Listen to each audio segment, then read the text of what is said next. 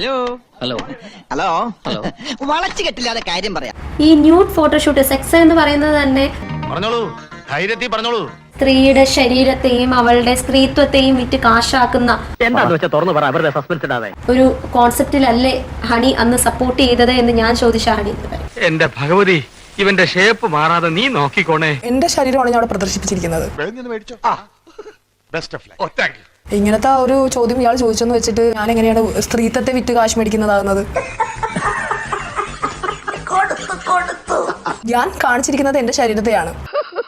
അത് കൊച്ചമ്മ പറയാതെ എനിക്കറിയില്ലേ. എനിക്ക് ഫിനാൻഷ്യൽ ആവശ്യങ്ങൾ കിട്ടിയിട്ടുണ്ട്. ചുമ്മാ സത്യം. ഫിനാൻഷ്യൽ ആവശ്യത്തിന് വേണ്ടി എന്തും ചെയ്യുന്ന ഒരാളാണോ ഹണി?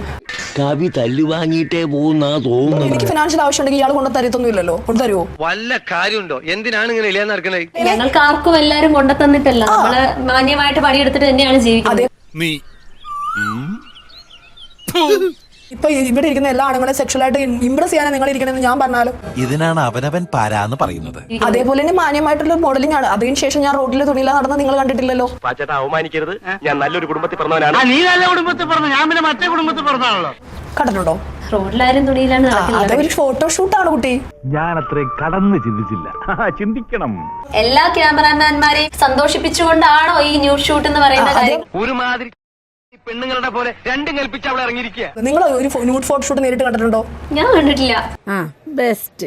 നമ്മൾ വൈറലാകാൻ വേണ്ടി എന്തെങ്കിലും അങ്ങ് ചോദിച്ചു വിട്ടിട്ട് ഒരു കാര്യമില്ല. തങ്കക്കുടവേ, നമ്മൾ ഈ നാണം കേട്ടല്ലോ. മോളുടെ സംസാരം മതി. അല്ല, മതിയാക്കിയാ മതി. ഞങ്ങൾക്ക് താല്പര്യമില്ല. ഒരു കയ്യബദ്ധം നാറ്റുകരുത്. എനിക്ക് ഇങ്ങനത്തെ കാര്യങ്ങൾ സംസാരം താല്പര്യമില്ല. സീരിയസ്ലി പോയി അണി നോക്കും. കിട്ടിയാ? ഇല്ല, ചോദിച്ചു വാങ്ങിച്ചു. പോവാ.